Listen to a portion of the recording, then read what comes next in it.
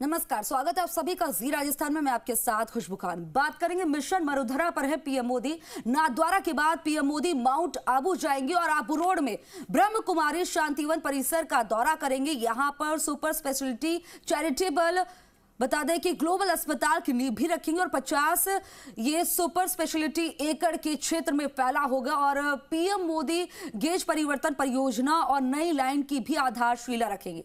साथ ही 3 राष्ट्रीय राजमार्ग परियोजनाओं को भी राष्ट्र को समर्पित करेंगे और शिवमणि वृद्धा आश्रम और नर्सिंग कॉलेज के विस्तार का शिलान्यास करेंगे। बता दें कि राजस्थान में इसी साल के अंत तक विधानसभा चुनाव होंगे और इसी को देखते हुए प्रधानमंत्री नरेंद्र मोदी का ये दौरा काफी महत्वपूर्ण है।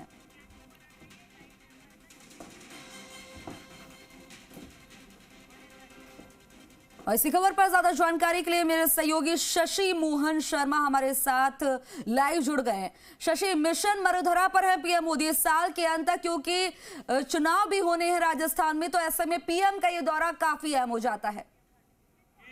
चुनाव बहुत ही नजदीक है। देखिए, पीएम नरेंद्र मोदी नाथद्वारा में सभा को संबोधित कर चुके हैं। उसके बाद इस आबू रोड पर आएंगे।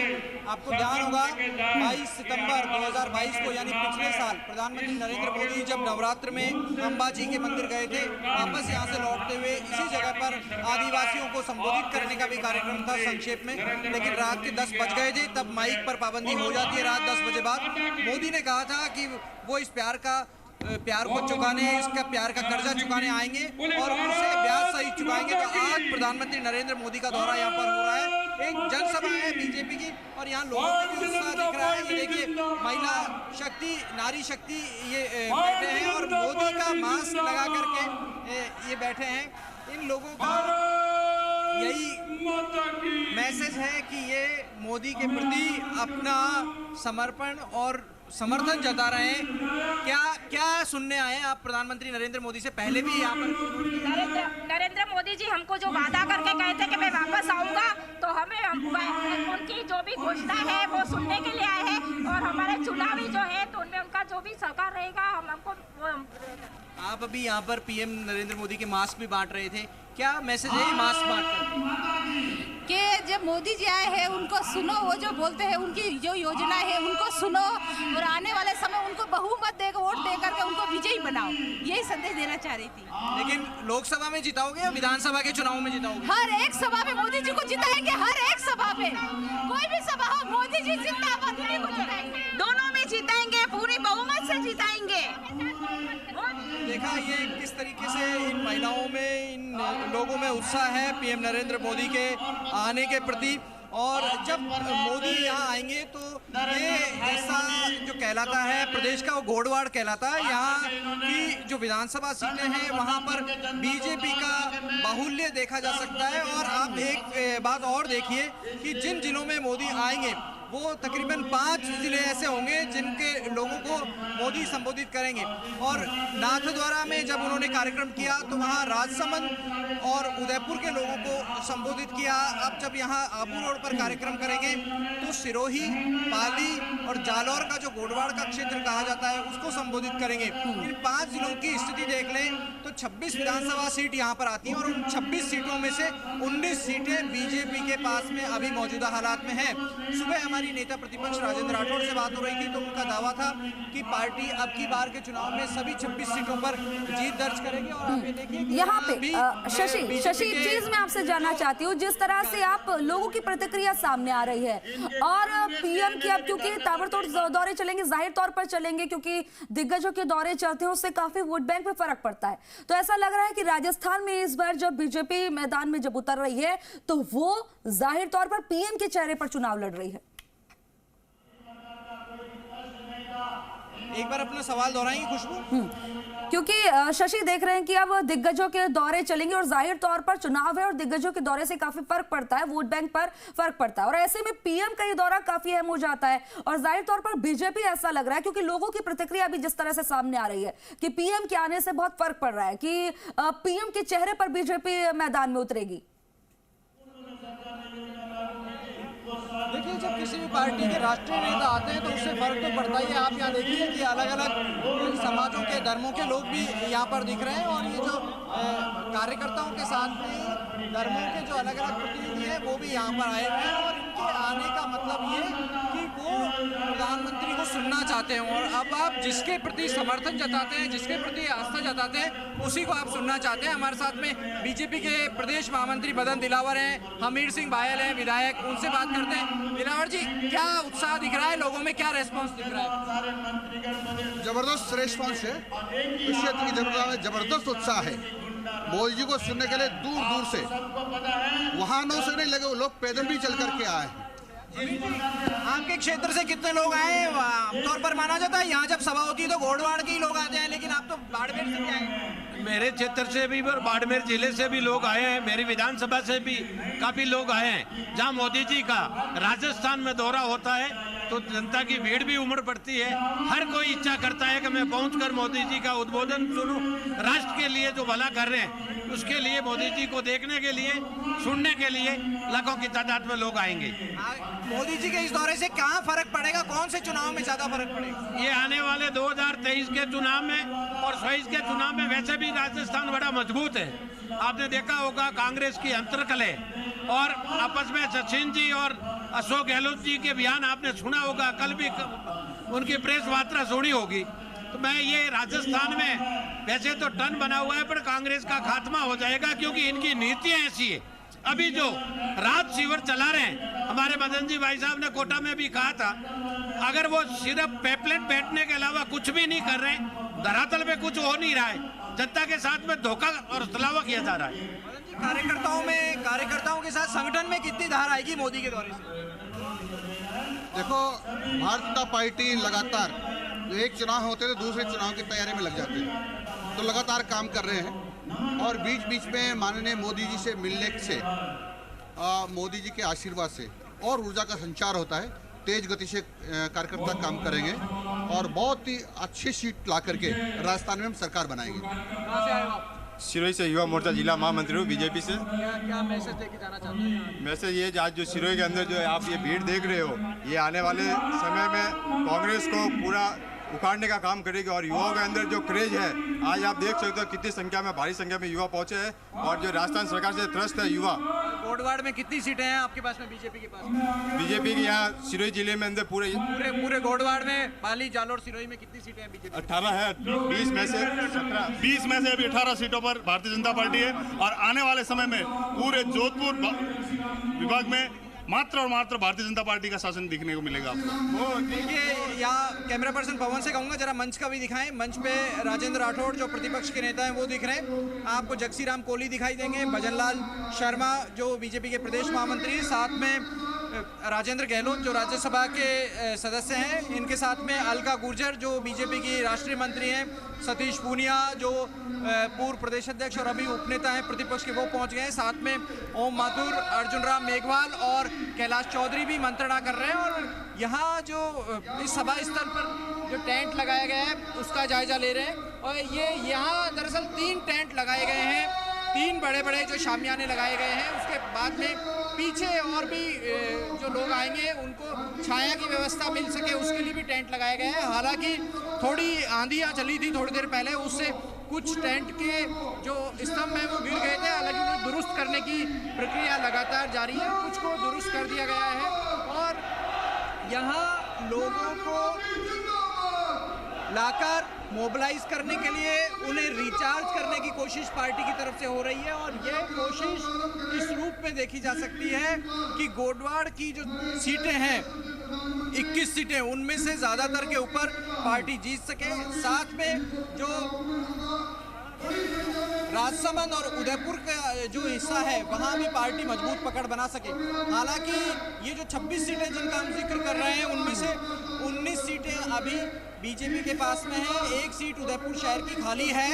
गुलाबचंद कटारिया जिनको असम का गवर्नर बना दिया गया है, वो पहले नेता प्रतिपक्ष थे, बीजेपी की परंपरागत सीट रही है उदयपुर शहर की, वो सीट अभी खाली है। पार्टी का इस क्षेत्र में जनाधार मजबूत है। लेकिन जब सुबह पार्टी के नेताओं से बात हो रही थी तो वो यहाँ 26 की 26 सीटें जीतने का दावा कर रहे थे। साथ में ये भी कह रहे थे कि पूरे प्रदेश में बीजेपी बहुमत से आएगी।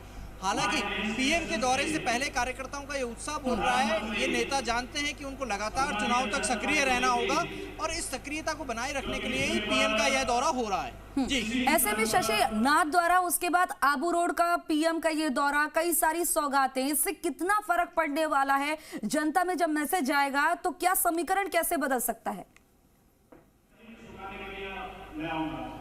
देखिए, यहाँ जो सभा है उसमें लाखों से ज़्यादा की संख्या में लोगों के आने का दावा किया जा रहा है। एक कार्यक्रम यहाँ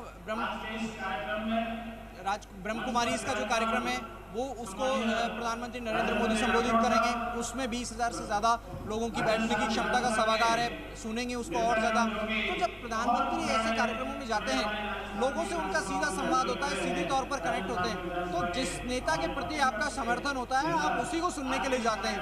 और अगर आपको केवल भीड़ बनाने के लिए जबरन भाषण सुनाने के लिए लाया जाता है तो वो चीज़ आपकी वोट में कन्वर्ट नहीं हो पाती है। कई बार जब आप बड़ी सभाएं देखते हैं और किसी पार्टी को वोट नहीं मिलते हैं तो वो इसी रूप में सामने आता है उसका नतीजा।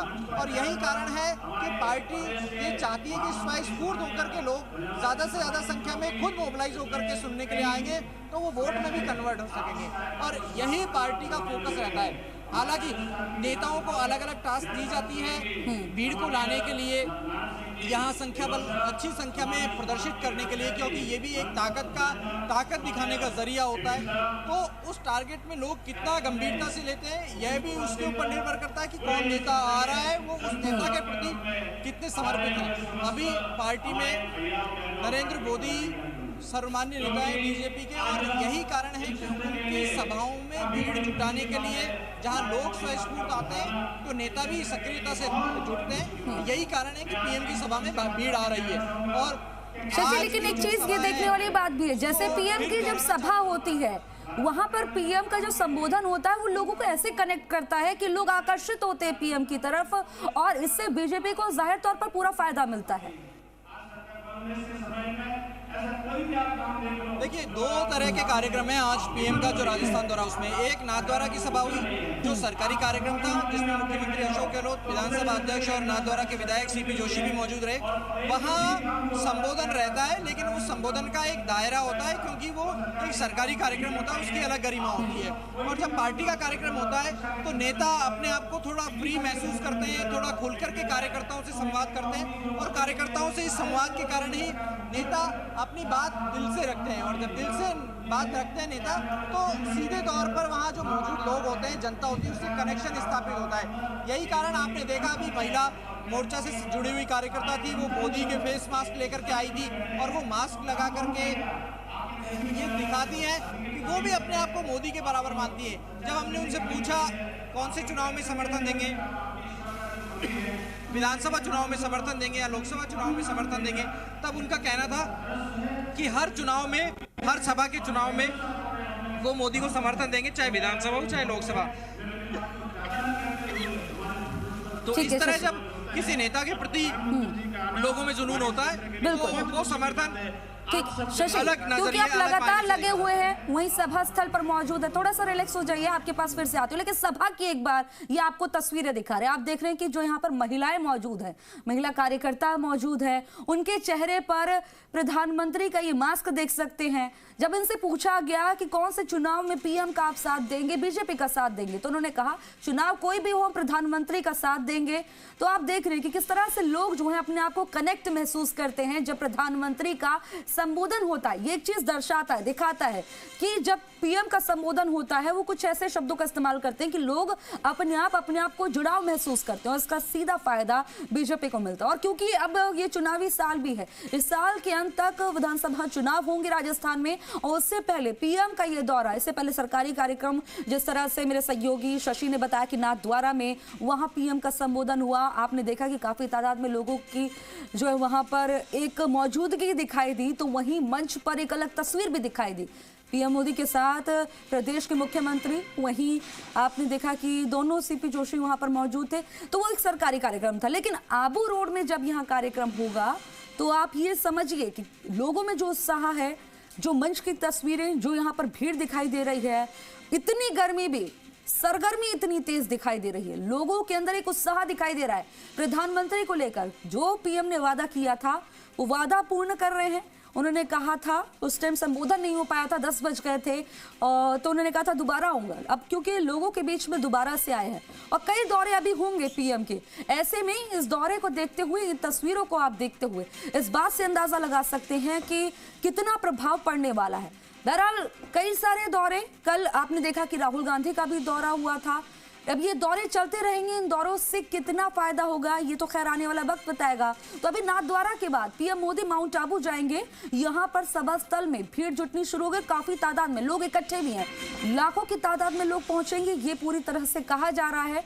वहाँ आबू रोड में ब्रह्म कुमारी शांति वन परिसर का दौरा करेंगे और यहाँ पर सुपर स्पेशलिटी चैरिटेबल ग्लोबल अस्पताल की नींव रखेंगे और 50 ये सुपर स्पेशलिटी हॉस्पिटल एकड़ क्षेत्र में फैला होगा।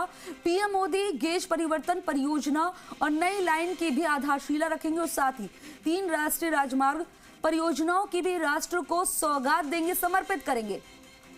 शिवमणि वृद्धाश्रम और नर्सिंग कॉलेज के विस्तार का शिलान्यास करेंगे। बता दें कि राजस्थान में इसी साल के अंत में विधानसभा चुनाव होंगे और इसी को देखते हुए प्रधानमंत्री नरेंद्र मोदी का ये दौरा काफी महत्वपूर्ण हो जाता है।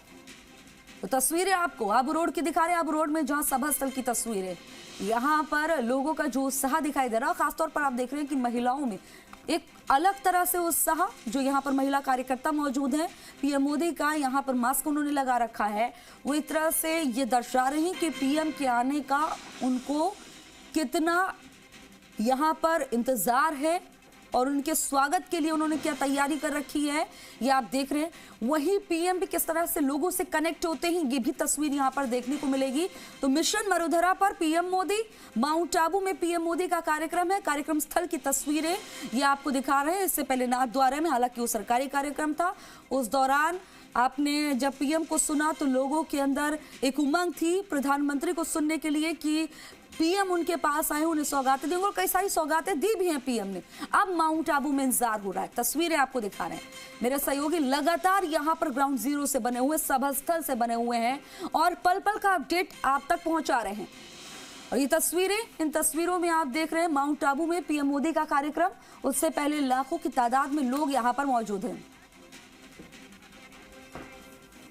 मेरे सहयोगी शशि के पास हम लौटेंगे क्योंकि ग्राउंड जीरो से वो लगातार बने हुए हैं और ग्राउंड जीरो से हमारे तक वो रिपोर्ट पहुंचा रहे हैं कि लोगों के अंदर कितना उत्साह है और पीएम का यहां पर कैसे स्वागत होगा। वो तस्वीरें देख के आप अंदाजा लगा सकते हैं। बहरहाल वक्त हो गया ब्रेक का, जल्द हाजिर होंगे, आप देखते रहिए जी राजस्थान।